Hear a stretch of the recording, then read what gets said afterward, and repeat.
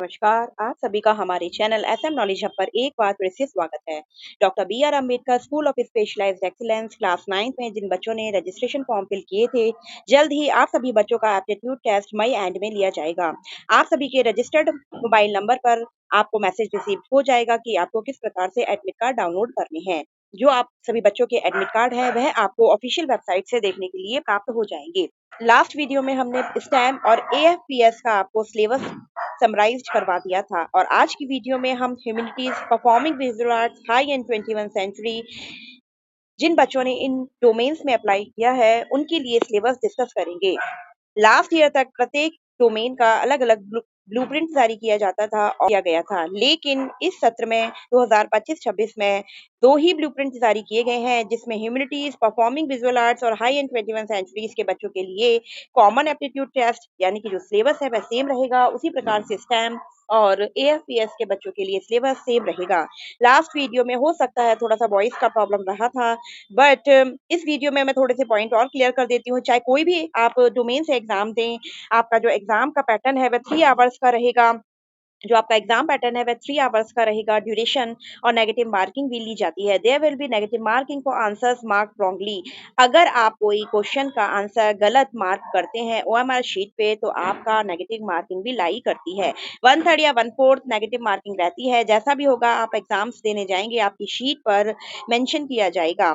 उसके साथ साथ आपका जो फर्स्ट राउंड है, क्योंकि आप सभी को पता होगा कि ह्यूमैनिटीज, पीवी और हाई एंड में सेकंड और थर्ड राउंड भी लिए जाते हैं अलग-अलग डोमेन वाइज।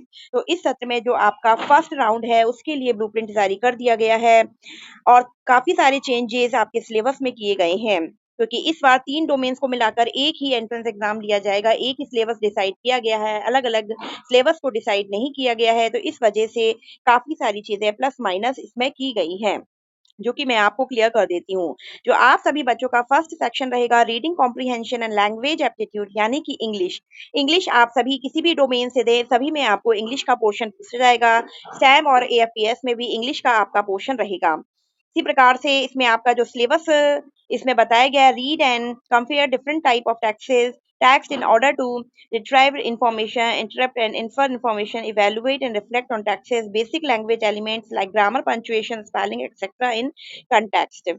बेसिकली आपके जो कॉम्प्रिहेंशंस होते हैं, 2-3 कॉम्प्रिहेंशंस आएंगे आपके, उनके बेस्ड क्वेश्चंस होंगे। क्वेश्चंस के आपको ऑब्जेक्टिव टाइप होंगे और उनके ऑप्शंस भी आपको अवेलेबल होंगे, आपको टिक करना है।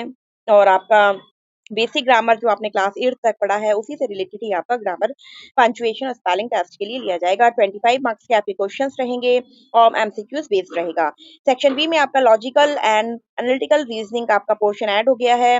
Verbal reasoning, non verbal reasoning, general mental ability, इसके आपके 20 क्वेश्चंस रहेंगे। मार्केट्स में बुक्स अवेलेबल हैं, आप उनसे प्रैक्टिस कर सकते हैं। 10th लेवल तक की या जूनियर लेवल तक की आपकी जो आती है वही आता, ज़्यादा डिफिकल्ट नहीं रहता है। आईक्यू लेवल बेस्ड होता है, आप कर सकते हैं इजीली, क्योंकि आप सभी के स्कूल्स में इसमें सिखाया भी जाता है। आजकल काफी कंपटीशन है तो बच्चे इजीली कर लेते हैं इस चीज को।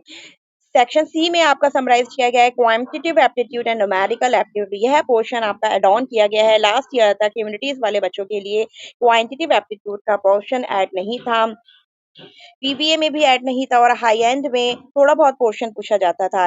और एएफपीएस और आपका सैम में क्वांटिटेटिव एप्टीट्यूड या मैथ्स का पूरा पार्ट रहता था, बट इस सत्र में ह्यूमैनिटीज वाले बच्चों के लिए भी quantitative aptitude and numerical ability का सेक्शन ऐड ऑन किया गया है। 20 मार्क्स के क्वेश्चंस आपके आएंगे। Fundamental arithmetic, percentages, ratio, fractions, decimals, basic algebra, equations, number series and sequences, data interpretation, basic chart, graph, tables. तो आपका सिलेबस भी इसमें बता दिया गया है काफी अच्छे से।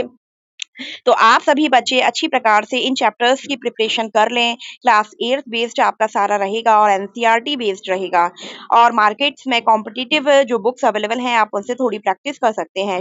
सोशल एंड इमोशनल एप्टीट्यूड, यह सेक्शन एड ऑन किया गया है, क्योंकि लास्ट ईयर तक जो बच्चे ह्यूमैनिटीज में अप्लाई करते थे उनके लिए सोशल स्टडी से रिलेटेड सेक्शंस रहता था, जिसमें सोशल सिनारियो से रिलेटेड आपके पैराग्राफ्स आते थे और उनसे रिलेटेड क्वेश्चंस होते थे। डाटा इंटरप्रिटेशन का पार्ट था, लेकिन इस बार क्वांटिटेटिव एप्टीट्यूड को भी ऐड ऑन किया गया है। Emotional intelligence, empathy in personal scenarios, understanding social situations and responses, teamwork and collaborating thinking, social situation से रिलेटेड, टीम वर्क और कोलैबोरेटिव थिंकिंग से रिलेटेड आपके 15 क्वेश्चंस आएँगे। जनरल नॉलेज बेस्ड क्वेश्चंस होंगे और 15 मार्क्स के क्वेश्चंस रहेंगे, ये आपके एमसीक्यूज बेस्ड रहेंगे। आपका ई सेक्शन इसमें रखा गया है क्रिएटिव एंड इनोवेटिव थिंकिंग। यह भी इसमें ऐड ऑन किया गया है क्योंकि लास्ट ईयर तक आप जिस भी डोमेन में अप्लाई करते थे उससे स्पेसिफिक क्वेश्चंस पूछे जाते थे। लाइक अगर आपने पीबीए में अप्लाई किया है तो आपका जो इस फील्ड से रिलेटेड क्वेश्चंस थे, म्यूजिक, आर्ट, उससे रिलेटेड क्वेश्चंस पूछे जाते थे। लाइक आपने हाई एंड में अप्लाई किया है तो कॉमर्स, बिजनेस और आपका फैशन डिजाइनिंग, इस तरीके से क्वेश्चंस लिए जाते थे। अगर आपने ह्यूमैनिटीज में अप्लाई किया है तो आपके सोशल स्टडी और जनरल नॉलेज से रिलेटेड क्वेश्चंस पूछे जाते थे। बट इस सत्र में 2-3 सेक्शंस आपके चेंजेस किए गए हैं, तो घबराने की बात नहीं है। थोड़ा बहुत गूगल पे सर्च करके आप लोग पढ़ लीजिए और बाकी बेसिक आपका जो है फोकस रखना है आपको लॉजिकल रीजनिंग और एनालिटिकल रीजनिंग पे, इंग्लिश कॉम्प्रिहेंशन, क्वांटिटेटिव एप्टीट्यूड पर, और बाकी जो आपका डी और ई पार्ट है आप इजीली बच्चे कर लेंगे। Scenario based creativity questions, problem solving with innovative solutions, imaginative and lateral thinking, puzzles, imaginations questions रहेंगे, कुछ लाइक पजल्स टाइप के क्वेश्चंस रहेंगे जो कि आप गूगल पे सर्च करके थोड़ा सा इजीली प्रैक्टिस कर लीजिए। 10 मार्क्स के क्वेश्चंस ये आएंगे, तो टोटल 100 मार्क्स का आपका पेपर रहेगा।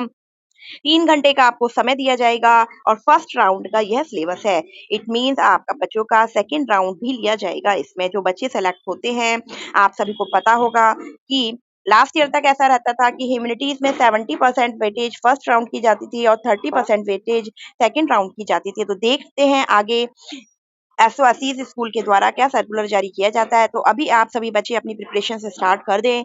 मई के एंड वीक में आप सभी का एग्जाम होने वाला है और जल्द ही आप सभी को एडमिट कार्ड रिसीव हो जाएंगे क्लास 9 में एडमिशन्स के लिए।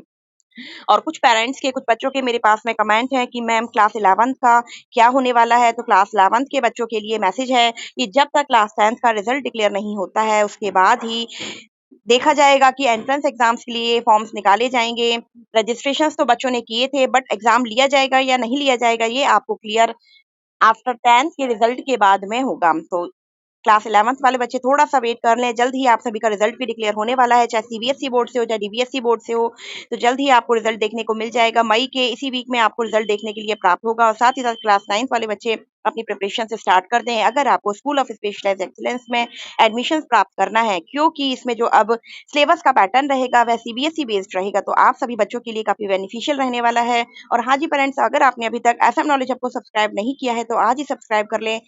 आने वाली वीडियोस का नोटिफिकेशन आपको मिलता रहे, इसके लिए बेल आइकन अवश्य प्रेस कर लें। आप हमें इंस्टाग्राम और फेसबुक पर भी जुड़ सकते हैं। वीडियो अच्छी लगी हो तो अधिक से अधिक शेयर करिए। Thank you.